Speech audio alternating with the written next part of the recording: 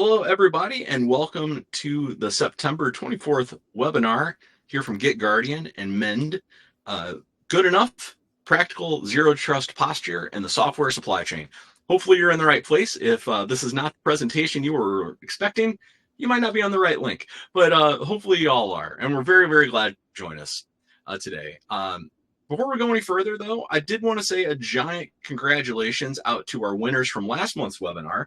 Every month, we are very proud to have people on the webinar from all over the world. And just by participating in the webinar, we have some fabulous prizes from you. So last month's winners, Nagendra D and Yoshin E, are both our winners. So congratulations. If you want to be named next month as one of our winners and receive some fabulous prizes, just participate here with us in the chat, in the questions. And that's how you do it. We'll have some polls coming up later. You can participate in those. And that is how we pick our winners. So it's random drawing from that. So speaking of the chat and just getting going here, let's start out with just a general question and ask everybody in the world, where are you from? I am sitting here in Chicago, Illinois on this fine fall morning. We are in fall after all. Chris, where are you in the world? I am from Kansas City, a city actually called Overland Park. Oh, awesome. Oh, we got some Sri Lanka in here. We got France, awesome city. Romania, England, more from France, some from the Philippines. Keep them coming. Keep us going. Ann Arbor, great city out there. Massachusetts, just the greater state of, or Commonwealth of. So before we go any further, let's do quick introductions. I'm Dwayne. I'm the developer advocate here at Get Guardian. You probably all know me if you've watched our videos at all or are familiar with our blog.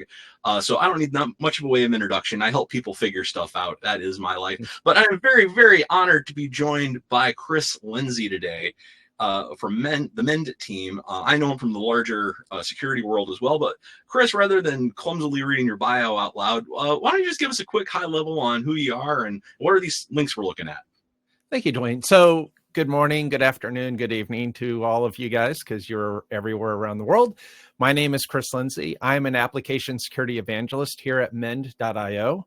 I also am a host of a podcast called Secrets of AppSec Champions, and I do a lot of stuff on LinkedIn. If you follow me on LinkedIn, you see that I post frequently, about 3 to 4 times a week. My background, just to kind of help you guys understand where I'm coming from today and from today's conversation. I have 35 years of development background, writing software professionally, and running an application security program, building it from the ground up. So a lot of the different conversations and pieces that we bring today come from experiences in the trenches and not just making it up. So it's actual and been there and done it. Have the war wounds to prove it.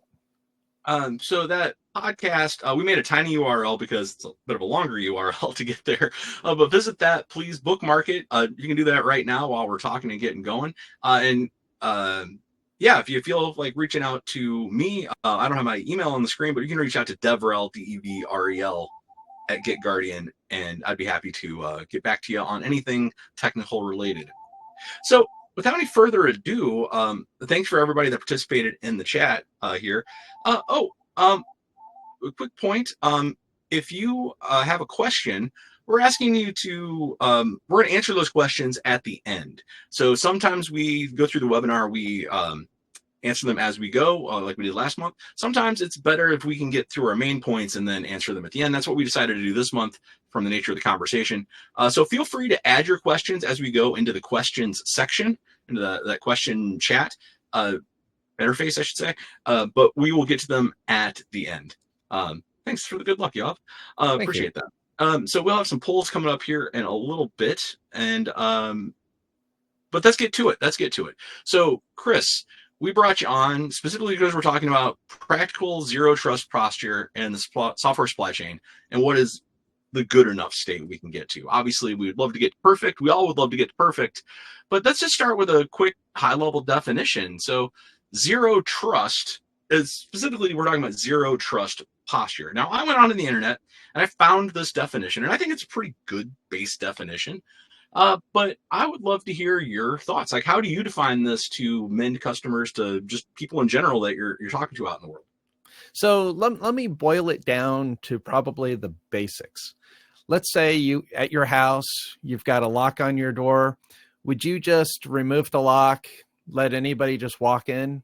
No, you put a lock on the door to, so you know that you're safe at night, that you can sleep well at night, that when you look at your environment and what you're doing, you start off with the opposite of what most people did. Early days, it was all about being very user friendly, being customer friendly, being, hey, you just plug something in, it just works. Today, it's quite the opposite. Today, it's more of, you know what? I don't know you. I don't trust you. I don't know anything about you. Let me find out more about you before I actually let you in. So zero trust takes that look of, you know what? Let me find out who you are. Let me build a trust around you before I let you forward. Now we And haven't. Oh, good. oh no, go ahead. Like I said, we haven't always done it this way, though, have we? This is something fairly recent, and this is the point you were making. We're warming up for this. Mm-hmm. Right. So with zero trust, think about the the 90s, the 2000s. You would go out and buy a firewall, a router. You would just plug it in. You would take your phone, your device. It would just let you right in. Oh, there's the name of my Wi-Fi. You're right in. You're good. And the reason why they did that was because customers back then, they just didn't want all the phone calls to support. They didn't want all of the, hey, how do I connect? This thing's not working. People returning equipment because it just didn't work. Well, it really did. It just was secure if they locked it down. So companies felt that, well, you know what? Let me just go ahead and ship it completely, open, so that way it would be more user friendly. Well, we've learned that's kind of a bad thing, and the reason why is because somebody driving by, or if you're in an apartment building, somebody sitting out in the parking lot can connect in and just start downloading things, without your knowledge. And so the world is kind of flipped. So today, what we do is we actually ship these routers, these firewalls, completely locked down, where there are passwords, there are things. And today's society has learned that it has to be locked down, or, they're used to it, out of the box. Oh, here's the code, here's the password, here's the information.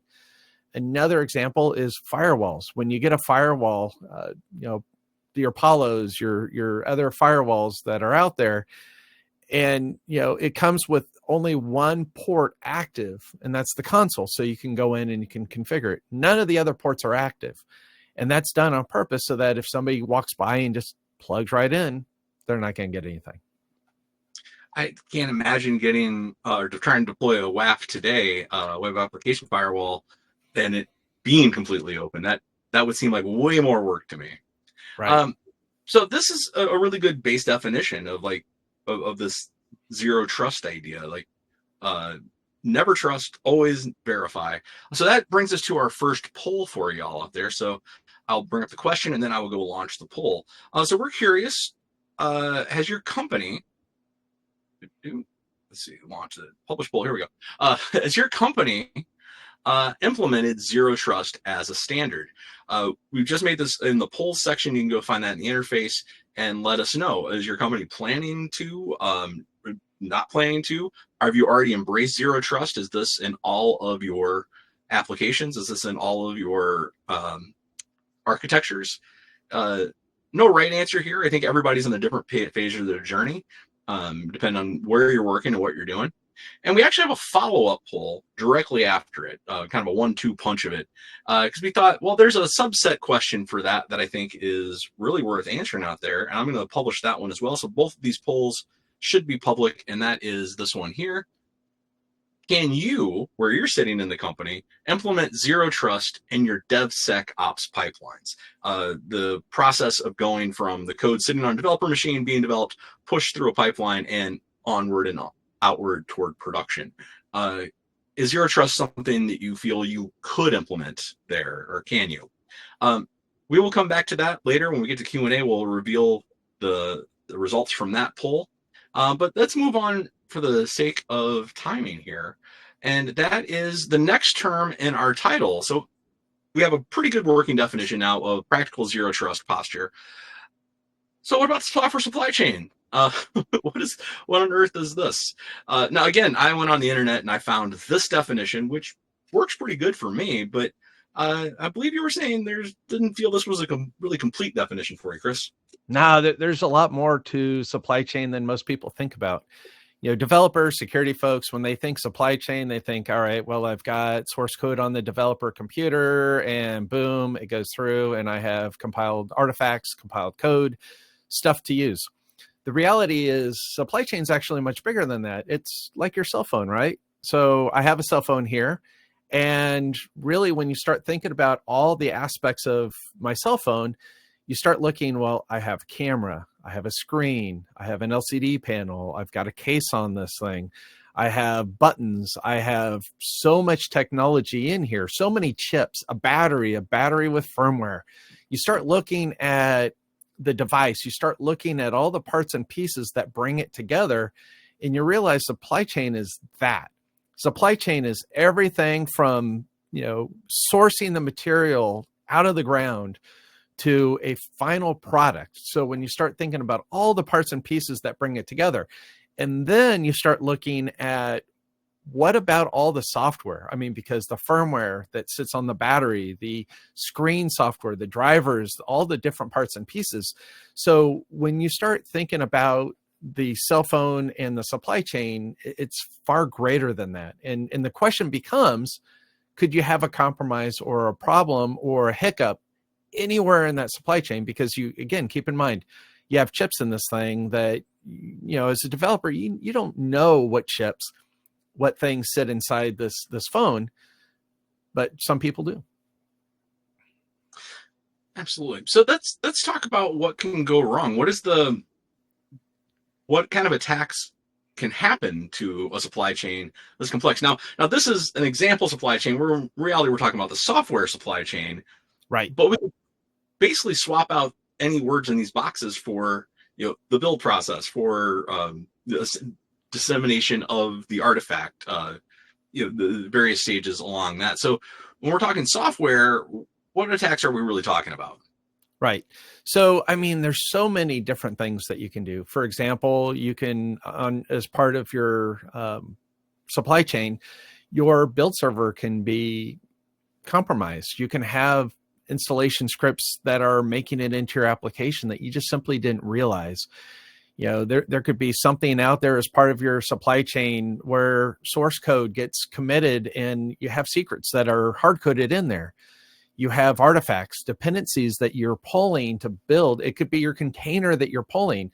If your supply chain is going out and grabbing a container directly from the repository and bringing it in, or the registry and bringing it in, then the problem becomes, well, what if that gets compromised? And if it's compromised and identified within a couple of hours, well, if you just built it, sent it on to QA without looking at it, validating it, then the problem becomes, what happens? You're running that compromised version and you're moving forward with that compromised version. So, there's a whole good process that you can think about, for doing that. You have repo jacking where, I'm pointing to something that's out there, but maybe somebody typo squatted, or, somebody took the DNS and was able to take over the DNS temporarily. And so instead of pointing to a legitimate location, you're pointing to something, again, that's compromised. Or you have an account takeover. Somebody goes out there,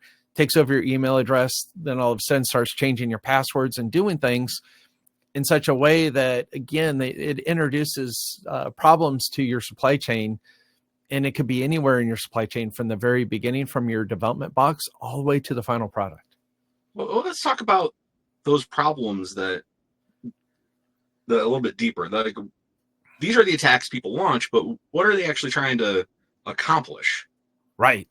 So really think about it this way. Data is money. I mean, we all know that, right? And think about all the amount of data that has been stolen. Think about it this way. If I were Tim Cook, if I were at Apple or Samsung, right? If I was able to compromise their box or their cell phone or their device or their computer, now all of a sudden I'm able to see what are they typing, what kind of things are going on. So I know in advance, hey, look, I now know what Apple's doing because I've compromised their box. I know their information. I'm just saying this, not I didn't. But the thing is you would then know trade secrets and information long before the rest of the public. But you may go after people with money. You may go after people that just some data. Insurance agents, right? If somebody is sick and somebody has something on going on, a diagnosis or something, and insurance companies find out about it, they may not want to give you an insurance policy or other things. So there's so many negative things that happen, but some of the ways that they do is keyloggers, where they can see what you're typing. In some cases on your mobile device, you have something that can intercept the keystrokes and track it. Credential stealers, right? What accounts are you on? Your bank accounts and your other things. So, think about your multi-factor authentication. We talked about data loss. Adversary, right? Somebody in the middle. If I, went out and wrote a tool that would plug into your phone, I could capture all the traffic and then relay it on. So again, I know what's going on in your life, within your device. I can see what's going on.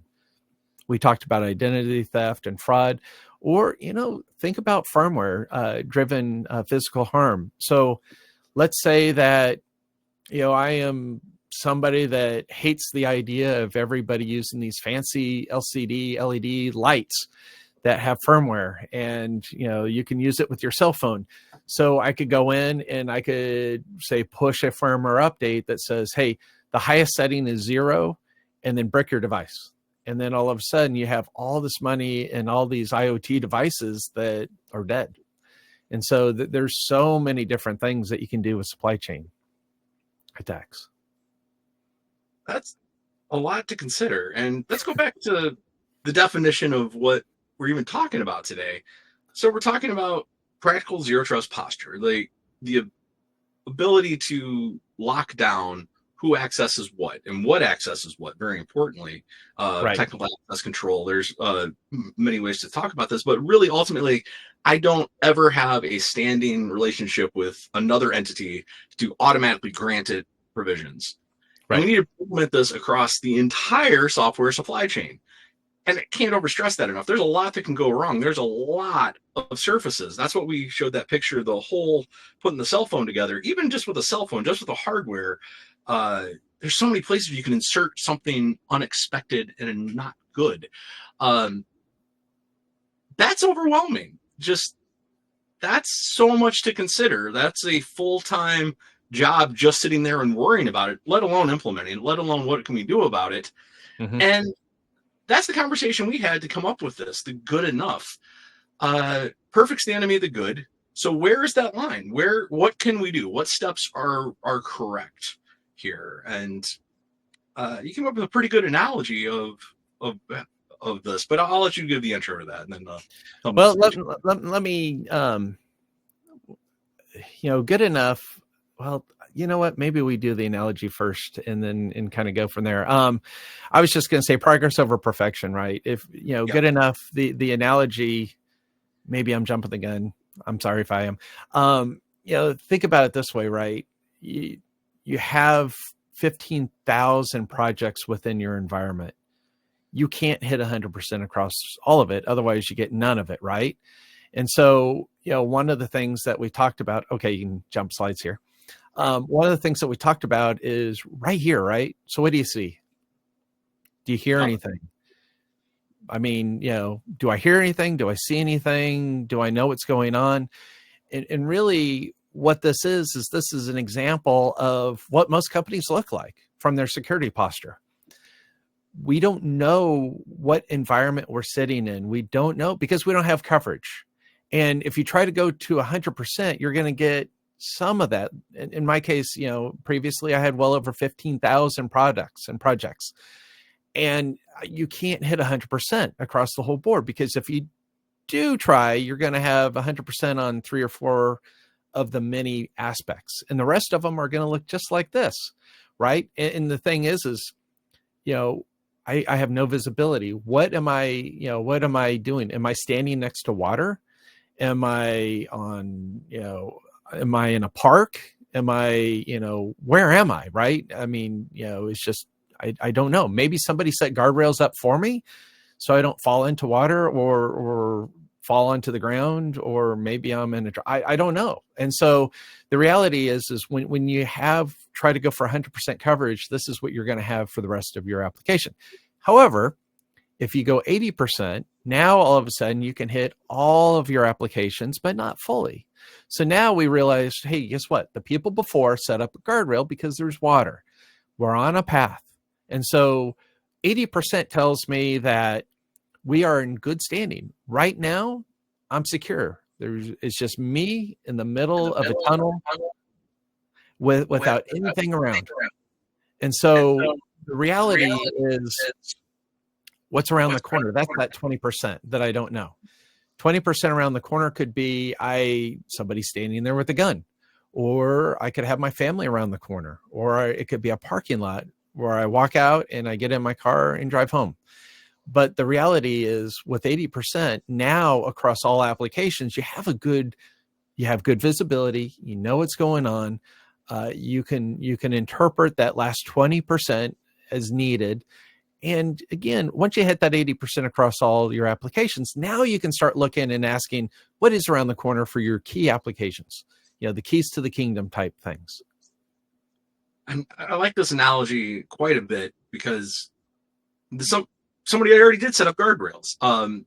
It reminds me that we're not in this alone. If everyone is thinking in these terms of like, how can I help the next person already be at that 80%, then we're really building off of each other's shoulders. And I really, really dig that overall vision and message.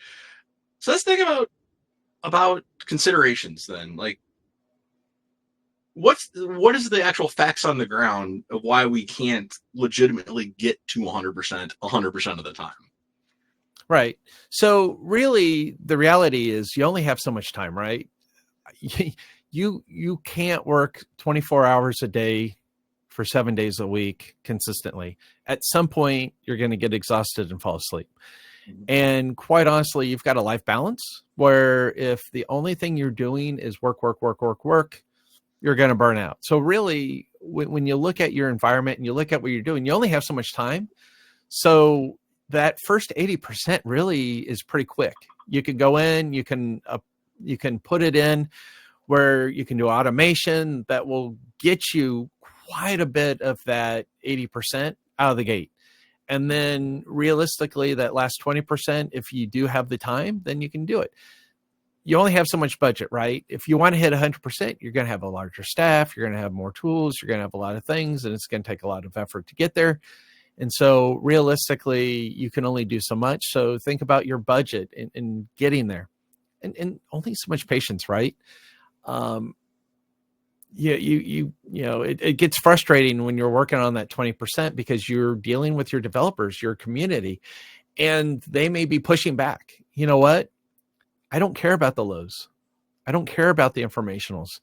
Maybe the mediums have some teeth, but the reality is really when you're working on applications, you really want to focus in on the highs, the criticals, and some of the mediums.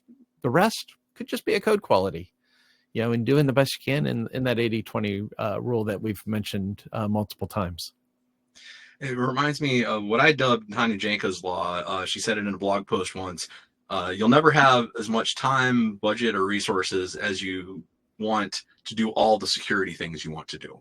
I'm paraphrasing, but that's how I think about it. And I really like this reiteration of it, that there's only so much we're going to get done in the day. And that's where we're going to spend the rest of our time talking today, the next 20 minutes or so, really going through this last point, because I think what everyone came on here for, and that we've set up what zero trust is, we've set up what supply chain is, we've set up that we need to be realistic with our time and budget.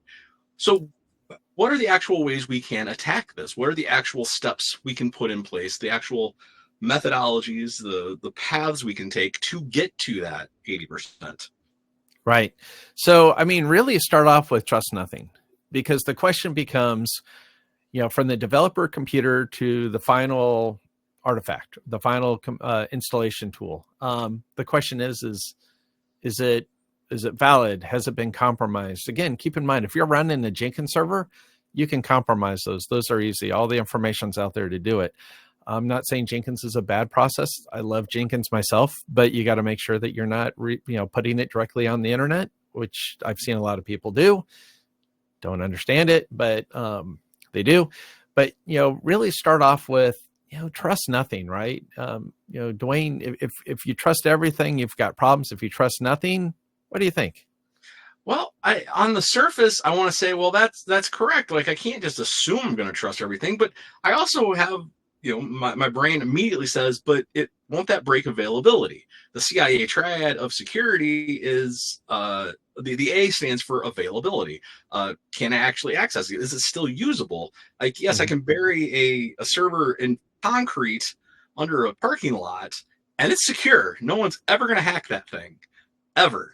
But I failed the A, so I didn't really do security at that point. I did something else, but I ultimately trusted nothing. So I guess that's the question mark in my brain. Like, where do we draw that line? I can't accept everything. I can't. I trust everything. Right. But when you say trust nothing, like, what does that really mean? Yeah. So, I mean, it means if you're a developer writing APIs and the data is coming into the API endpoint, do not trust the data that's walked into the API. You got to validate it. You got to go in and ask the question, is this data correct? Is this data right? It's the concrete test. Your server could be under all that concrete and have one power cable and one Ethernet coming out of it, so you can have accessibility into it. But if it's running API endpoints and the API endpoints take everything and just move forward with it, I could be sending in malicious activity. But if you don't trust it, and again, with your cell phone, with the different things, right? Validate and ensure that everything's correct. One of the things that Dwayne and I talked about was, one of the things that I did back in the day is when I ran my security program, and I would go in front of the entire company and we'd talk about things. And one of the talks that I did was obfuscation. And one of the things that I did was I would go out randomly and take applications that we use, tools that we use, and try to decompile it. And the reason why is because if it's decompiled and you can decompile it, it means that there's a security step that could be applied. And so one of the things that happened back in SolarWinds, the Russians went in. They were able to detect when the build process kicked off on TeamCity, and they would take and then look at a file and say, has it changed? No. So they know that they could take and put in their version of the file. And so they would swap in their version. It would build out the application, and then they would swap the file back. Because if you looked at it and you said, wait, something is wrong with this file, what's the first thing you're going to do? You're going to go back and look at the source code. And when you look at the source code and you compare it in the folders, well, it's right. It matches what's in my SCM tool. And so the way they were able to identify something malicious was happening was they decompiled it. And so once it was decompiled, they realized, wait a second, this module, this source code does not match our SCM. It's been tampered with. And so if I trust everything, then the problem is something like that could be happening and I don't realize it. And so one of the things that Dwayne and I talked about earlier, and I'll give you a second here, is that's a lot of uplift, right? Yeah, that's what we've already had a couple comments and one question, and is like that next line is, I mean, we're starting with the ideal. This is the perfect. We get to a trust nothing system, and like everything we talk about, down to the language level. Like PHP doesn't have a built-in type system. You have to go manually check and make sure that is clean input. You have to sanitize every time. Right. But then you're talking about like system level, where you're pulling in code, if you're pulling binaries, let's decompile the thing and let's make sure this is exactly what I thought it was, and I can guarantee it because I saw it with my own eyes. I ran my own code against it. That does seem like a lot of uplift. Yeah. One of the things you can do is you can put it in as part of your pipeline. So think about it this way, right? I commit my code. I kick off my build. What's the first thing that my build system's going to do? It's going to download the code. It's going to do my unit tests, my automated tests. It's going to compile. It's going to build the artifacts, right?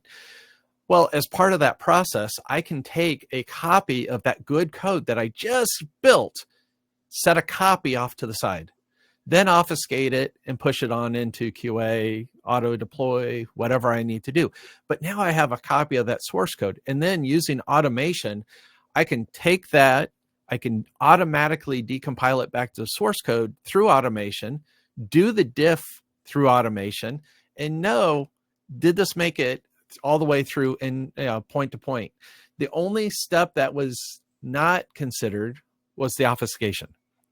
So at that point, you still have that that capability of injecting something, but now it's one of those things where you can actually do a little bit more. Dwayne, do we want to talk about the containers and the build environments now, or do we want to hit that in a bit? Well, no, that actually is a great lead in here, because that's that next thing on the list. Like, I agree with you. If we can build it in, and that's actually a comment we got from Patrick out there, it's clean code and the project has great documentation. Examining source code isn't going to be that hard. I agree with that. That's a lot of if there. It's still feels like a bit of a lift, and that's, I think, why it's so high on this list. But that is very much, if you are thousands of customers depending on you, and they're using your code and they're distributing it to millions of customers, well, maybe we do need to be this level of paranoid. Maybe we do need to have this level of introspection going on. But that's literally what the next one addresses head on. Is like, well, someone needs to do that. Mm-hmm. Okay. Oh no, go ahead. Oh, okay. Yeah, so that's why I added this next one to the list, is because everything we're talking about, decompiling, making sure that it is the right build, that everything has been signed off on. Well, can't someone else do it? Like the great Homer Simpson quote when he ran for garbage collector. Can't someone else do it? Well, no, I think the answer is, if I built it, I am the one that needs to do this. I am the one that needs to attest that this is all true. And that's where Salsa really comes from. So Salsa, the supply chain levels for software artifacts, comes out of the OpenSSF and the Linux Foundation communities, Cloud Native Computing Foundation folks, to say, well, I can guarantee you, I built this and this is exactly the contents. If this hash matches, then this is 100% true, the contents. That's where it starts. That's the level one. And that level two is, I guarantee that the way I made this is repeatable, scalable, and here's a hash. That means that all of the processes worked exactly the way they meant to. I can repeat it as many times as you want. You could take it off the shelf and repeat this time and time again, and you'll get the same hash at the end. That's the guarantee. That's the signed off attestation. And then that level three is what you just hinted at a bit ago, and which is super important in this, is that the machines we built it on, the actual build, not just the processes, but the build, the build machines themselves, the devices, the software, the operating systems that built all of this, those two are guaranteed to be the thing that they said they were. So it is attesting all the way down. This is a beautiful framework. There's a really, really great article from Blake Kaiser from Tenable a few months ago on them applying this internally. It took them 6 months. This isn't something they pulled off the shelf. This wasn't something they grabbed and said, all right, we're going to run this one piece of software and 20 minutes later we're done. It was, let's step back and examine all of these things. Can we attest to these things? At level one, fairly easy. We said at the end, there's a hash. We're pretty good on that. But it's the others. It's how do we actually know that we can guarantee someone down the line that came to us and says, how did you make this? We could say, this is exactly how this was built. And I think that speaks to everything we've talked about before. Like, we're going to trust nothing. Well, we have to start trusting something, otherwise availability isn't going to work. And that's where I think see Salsa really shining. Originally, with open source in mind, actually originally it was at Google that came up with the concept, but the open source world embraced it and said, okay, I can guarantee that this thing got made this way. And if we, as producers of software that we know is going to be consumed and added as components and dependencies and other things, can start doing this at scale, it can really shorten that conversation of like, I know I can trust you because, well, I could take your documentation and rebuild this. Maybe I will do that. Maybe I will come up with the same hash. It's I think, a step closer to automating that whole decompile thing in a more scalable way. But again, as listener pointed out, if you already have a clean code project, maybe it's easier to add that automated piece there for the decompiling. I don't know. Yeah, and I mean, there is one additional step that you can take, through automation, through your processes to ensure you've got a good, solid, build process, and that is, well, if I'm going to compromise you, I'm going to compromise you through your build system. And if you're running your build system in a container or a virtual machine, automate the rebuild of that monthly, quarterly, with some kind of cadence. Because if you're doing that, what happens if I compromise it? Well, if you blow it away and start fresh, guess what? It's no longer compromised. And so as part of the salsa process, if something just doesn't match, doesn't look right, that's an easy starting point. All right, well, is it my build system? And maybe it's been compromised and I can do some stuff there. So no, absolutely. So one of the things, Dwayne, I mean, software bill of materials, right? You applications, systems like SCA systems and others build SBOMs. And there's a lot of great tools out there for building SBOMs, and something we'll talk about here is building SBOMs and exporting and giving it to your customers, but also ingesting. Anything you want to say about SBOMs, or I can No, please expand on that. All right. So, you know what? I'm gonna compile and I'm gonna build an application and I'm gonna send it out to all my customers. Well, as part of that, I can give them an SBOM export, which a software bill of materials is really just kind of here's every piece of open source dependencies, internal tools that were used to build the application. Not like the tools, but the pieces that are in the distributable. And knowing that, going back to, we all know log4j, but at that point, now you can look at that list and say, well, do I have a log4j? So if a 0-day event happens, I can go look at that list and say, do we write, do we program, do we release any software that could be impacting to our customers? And so by having that software bill of materials, I can quickly go look at my inventory and say, wait, I do have a dependency that was just compromised. It's a 0-day. I'm running the compromised version. I need to go get the latest and greatest and take it. On the flip side, if I'm bringing in software, maybe even part of your build system, it could be even Jenkins, it could be TeamCity, it could be anything. But if it has a dependency that's part of it, that's been compromised, guess what? Now you can ask the question, hey, across my entire organization, do we use dependency X, or does it exist in anything? And so now you see it in your own stuff and you see it in the stuff that you're running in your environment. Yeah, and that goes hand in hand with that next thing on the list, software composition analysis. Like that's the core building block of SCA, isn't it? It is. So, the reality is, without an SCA tool, you're gonna know that you're running external tools, right? Back in the day, you write an application. Maybe I need to upload something into it. Maybe my application allows me to add profile pictures. Well, as part of that, you're going to have an area where you either drop in a file or you do a find, a browse, and it gets there and you can go find it. And it uploads and it does a great job. But the reality is, it works, but is it vulnerable? Does it have are there any problems with it? And so from a security standpoint, so software composite SCA tools, what they'll do is they'll be able to look at, hey, here are the dependencies that you're using and any known issues. Let's say that you're a company that's always staying current. Every time a new version of an application or dependency comes out, you're always taking that latest and greatest. Man, you know what? This came out 10 minutes ago. We're going to take it. We're going to plug it in and use it. And there's some amazing tools out there that can do this for you from an automated standpoint. And the reality is great. I have the latest and greatest. So do I still need an SCA tool? And the answer is yes. And the reason for that is because dependencies these days, just like your applications, use additional dependencies. So you may have a framework that you're using. You may be doing different things where 4 or 5 or 6 layers deep is the problem. And with some of the tools, with some of the SCA tools, we do have it. And in ours is the ability to ask the question, are you using the code that's vulnerable, the vulnerable aspect of the code? And the question, if you know the answer is yes, then you know you need to address it and you can prioritize it. If the answer is no, then you still know it's in there, but you're not actually using the vulnerable piece of that code.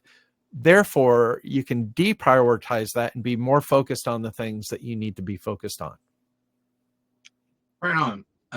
I'm happy you mentioned Mend is an SCA tool maker. Definitely check Mend out if you have SCA needs these days. They'll be more than happy to tell you much more about that. But that issue of dependency, that is dependency changes, updates. I'm just reading Future Crimes right now, a book about cybersecurity and the theory around it, and it just finished up a chapter around lines of code, or part of a chapter. Like the more lines of code you have, the more likelihood there's going to be a mistake in there somewhere. Or something wrote something in an unsafe way. If someone misconfigured something, someone wrote a security flaw. And attackers know this. Attackers absolutely know this. And this is what they're looking for. They're counting on it, in fact. And that's really the power of having that SBOM, having SCA to say, here's where they are. But then there's also the element of the hard-coded credentials. Because again, let's go back. We got a report that can't hear anything. Hopefully, we'll keep going, and hopefully they'll be able to hear us. But there's another issue. If we go back and think about the attackers and what they were trying to do, like keylogging was in there, man in the middle was in there, attacker in the middle was in there, and account takeover. One of the things I learned when I was learning the few pen testing workshops I have taken is that those are all well and good. You can go try technically to exploit those. But the much easier path, and we were picking on Jenkins a little bit earlier, is you can just go find secrets, the hard-coded credentials out there, and use those in a much easier fashion. And those are a threat not only from the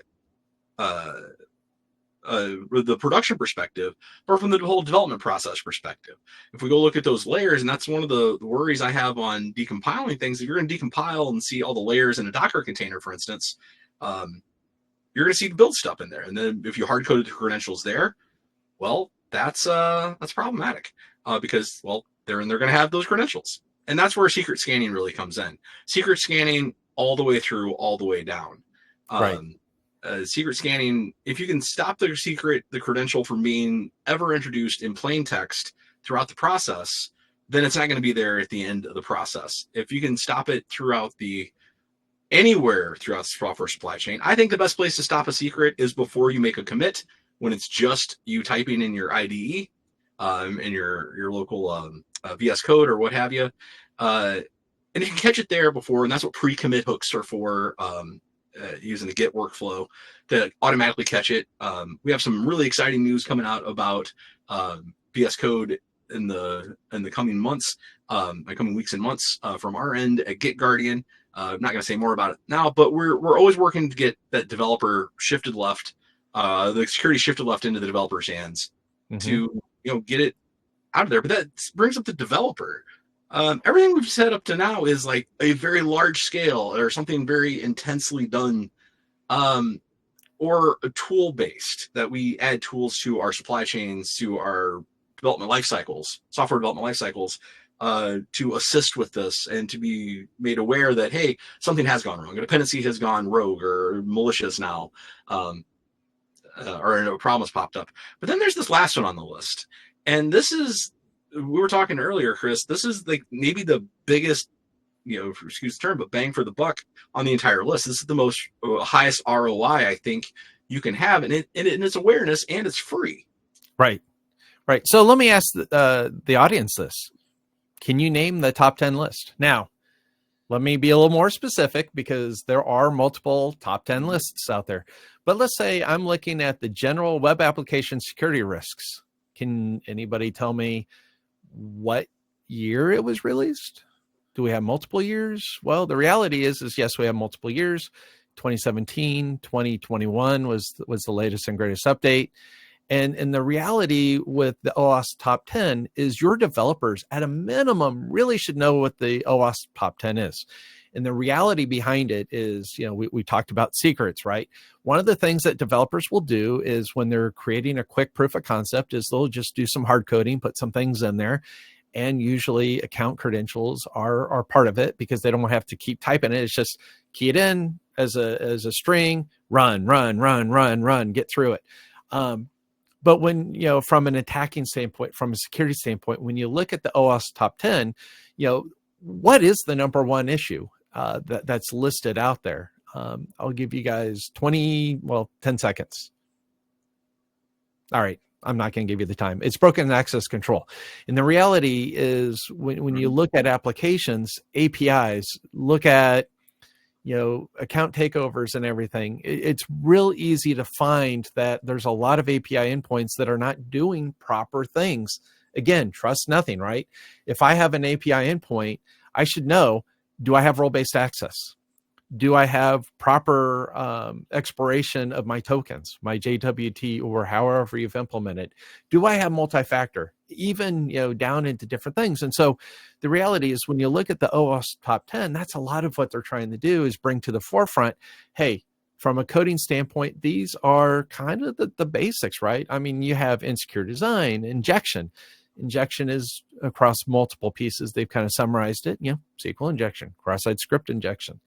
I can talk about injections all day long, command injection, all wonderful things for a hacker, all bad things for you as a developer or a company that is releasing code. So, OWASP top 10, if your developers don't know what the OWASP top 10 is, what I did when I ran my program is I actually spent a year going through on a monthly newsletter, and I took each aspect of the OWASP top 10 at the time.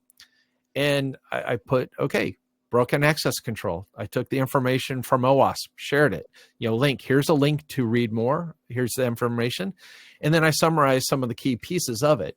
And by doing that, now you're educating your development staff, your community, your security guys. If you have a security champion program, it's great. These are the guys who can sit out and validate, during, code reviews. Is this actually getting done?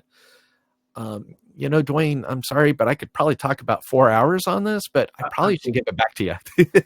No worries. But we are at that point where we do want to open up for questions, and I'm going to pull one right out of the chat from Steven. So before I get to that, folks, please feel free to use the questions section of this. I'm going to pull questions from there next. Also, heads up, I'm having a little bit of connectivity issue on the chat itself. So if I do miss something, apologies. I'm working with my team behind the scenes to make sure that we get all the questions answered. But Stephen asks, why would you care about the OWASP top 10 and not just focus on your own company's top 10? Right. Well, OWASP is across the entire development community. Your own company should have its own top 10. I don't disagree with you there because realistically, your top 10 is going to be built upon your own stuff. Let me give you a great example. Let's say I produce software and I release it. Great. It's secure, hopefully. All right, let's say I have tools in place. I validate, I'm shipping out secure stuff. Am I still secure? Well, did I do a pen test against it? All right, so let's take a step back. Let's say I have a team, external, internal, that pen tests my software, and I find common pieces happening within my own environment. With that information, you can create your own top 10 list. So you can have a thou shalt not list that is part of senior tech review where the developer writes the code and it goes in and gets reviewed. As part of that, look at the, your own list. But the OWASP top 10, the reason and the value that it brings is you can go in there and type in your own broken access control information. But if you go look at the OWASP top 10 website, you're going to have pages and pages and pages of examples, how to fix it, how to do it properly, different things like hashing. What kind of hashing algorithms are great? And it does even talk about salt. As a person, and remember, this is community driven by thousands and thousands of practitioners and developers. If you're doing it yourself, you're a group of 1 to maybe 5 or 10 tops within an AppSec group or the security team. And so think of that power that you get out of it. Long answer for a short question. Sorry. No, it's good. I firmly believe that we should be making our internal top 10 lists, and that's something that'd be a fun project actually. Maybe not fun, be terrifying. I think if you're to talk to your security team and say, "Hey, have we ever put together our own top 10?" And just to reiterate something you kind of mentioned there for a second, if you're not familiar with the OWASP top 10, there are multiple top 10s. There is the top 10 list, which is the overarching projects, problems in the industry. And if we can get the developers on board with just those base ideas of like, maybe I should think through this access control thing. Maybe I should think through cross-site scripting. And did I sanitize things? I think we're going to overall push security in the right direction. But if you're building a mobile application, there's a top 10 list for that. If you're building Kubernetes, there's a Kubernetes one. If you're building serverless, I believe there's still a serverless one. But their last count I had was 17. It might be more than that, but there are multiple top 10 lists. There's no end to top 10 lists. It's what do you do with those things? I think is the bigger question and the bigger quandary. So the only question I am seeing out there in the question section, and again, it might be a connectivity issue, is the one we already addressed, which is how realistic is it to decompile everything and examine all source code? And I think you already answered that with, if you build into your process and you automate that whole process, it's pretty scalable. It's pretty new. But maybe since I'm not seeing another question, maybe you could talk a little bit more about how you actually did implement that. What is there any tool name or frameworks you'd recommend? Yeah, I guess I'll name drop. I try not to name drop some things, but if you go out and Google or use AI driven searches, you'll find that there are tools out there that can either be purchased. I would imagine to some degree there may be some open source ones now. It's been a couple of years since I needed to automate this. But Redgate had a really nice tool that you could use through automation that would obfuscate, and even I think it was called Reflector, would even bring it back to source code. And it's super easy. You just drop in your DLL, your executable, and if it can, it just does. Period. It just boom, there it is. And so with that, you run it through a command line. You output the files. You can with whatever tool. And then once it's there, then you have source code comparison tools that are out there. I know there's thousands that are free that can do diffs. And you start, okay, here's my directory. So I have my decompiled version. Now you can compare against your build files, and you already downloaded them. It's on the build server if you do it on the build server, or you can even ship it off to an external or different server to kind of isolate and say, well, let's say we don't trust the build server and we copy it over and do it over on another box. Now, all of a sudden, you can pull the code down, you can do comparisons, and then just send a yes, it matches, or no, it doesn't. If it doesn't match, notify. If it does, log it. I don't know if you need or want to have every single build result sent to you. You could. Again, I'm sure there's tools that can do it for you, but the automation of it is key to ensuring good success. If you don't automate it, it's like a chocolatier, right? Maybe you take a scoop of the chocolate out of the vat from time to time and ask the question, does it meet our standards? And you could, if you don't have the time to automate it or the tools, you can maybe, just grab a couple random samples from time to time and validate, does this look right? And you can feed it into an Artifactory system, or just depending on how you want to do it. Lots of great options out there. Right on. Thank you very, very much for that. So before we move on we did get another question, but I think it's a great question to kind of end on, because I think it would make a great webinar in and of itself. But before we get there, I just wanted to share those results of the poll publicly for those of you that might be watching this online later. We asked earlier, has your company implemented zero trust as a standard? 21% of, or 53%, I should say, 53% of you said, it says 21 people, we are a work in progress. That's good. You're on the right path. 25% said talking about it, but it's not been implemented yet. a full 13% said, yes, we're always embrace zero trust. That's what we want to hear. Work in progress, or yes, we're there. That's the majority, and that's an exciting number. That's 66%. People are already on the way there. And then we did have 10% say no, no plans to. And then that second question, can you implement zero trust in your DevSecOps pipelines? We got a full 38% said maybe, question mark. It's a good question. It's nothing, I think a lot of people are in that boat. Like, how do I go about it? Where am I at on my journey with it? Fortunately, the second best answer on that, or second most popular answer, was yes. That's a full 33% said they can implement zero trust in their DevSecOps pipelines. That's a good place to be. Unfortunately, 18% said no, and 10% they're investigating that. I think those people are in the maybe category as well, so we can combine all that to be 48%, almost half of people said that. So had a one more question, and that is, what are some examples of policy enforcement points in the supply chain defense I can take advantage of? Policy enforcement points, from my understanding, is a little bit outside of my scope, to be honest with you, are like what you do with things like Open Policy Agent. What's the choke point? Where does Policy Agent itself actually say, nope, this is the line, this is the hard line, the enforcement point, like the policy actually gets enforced right here. I don't know if you have any thoughts or insights on that, Chris. This is, again, a little bit outside of my day-to-day wheelhouse. Yeah, you can actually drop your policy in different aspects in different places in the pipeline. You can go as far left as the repository, right? Branch protection rules. You can say, look, you can't commit this code into the main integration branch or the release branch because it doesn't pass these, these tools, right? Think about something like an SCA where you're looking at CVSS score. And let's say that you have a finding, a library that's a 9.8 CVSS score, right?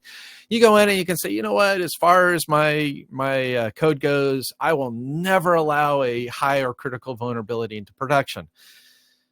What if the only other option is a version that has a 7.2? Now, all of a sudden, you can't ever get out of the high. You got out of the critical, but you're still in the high. And so when you look at branch protection rules, libraries, because our licenses, people overlook licenses frequently. Licenses is an excellent place. You can say, look, I don't want any GPLs in production because that's going to be very adverse against the company.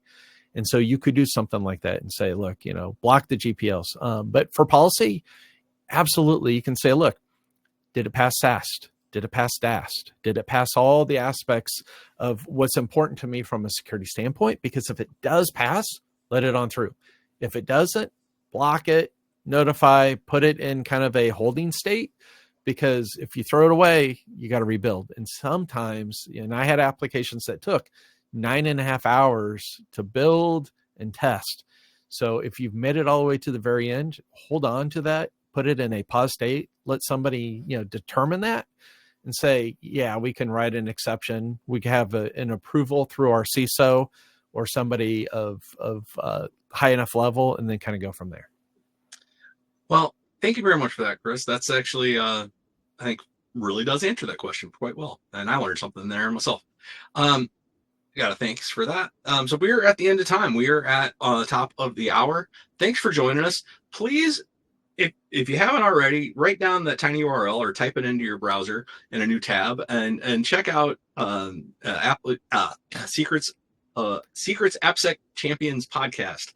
Sorry, I don't know why I got tongue-tied on that, Chris. Make sure you hit up Chris if you got any questions around SCA or anything Min does. He's going to point you in the right direction on that. And like I said, check out his writings on LinkedIn and check out the Security Repo podcast. You were a guest fairly recently. Last week you were there. The Security Repo podcast is, of course, the podcast that we produce over here at Get Guardian, trying to answer the general big security questions out in the world. And I think we accomplished that today. Having this conversation has been pretty great. I know I learned a lot building this with you, and hopefully everyone else did too. Any parting words before we get out of here? Guys, thank you for sticking around. I hope that I'm going to echo what Dwayne said. I hope that you learned something new today. If you ever want or need to reach out, you have my LinkedIn. Connect. Feel free to connect. I post frequently, as Dwayne said, and it's all AppSec. So I'm out trying to elevate the community. And thank you, guys. All right. Thank you very much. Oh, yes. And the recording definitely will be available on our YouTube as soon as possible. So that's the last question answered. All right. Goodbye, everybody.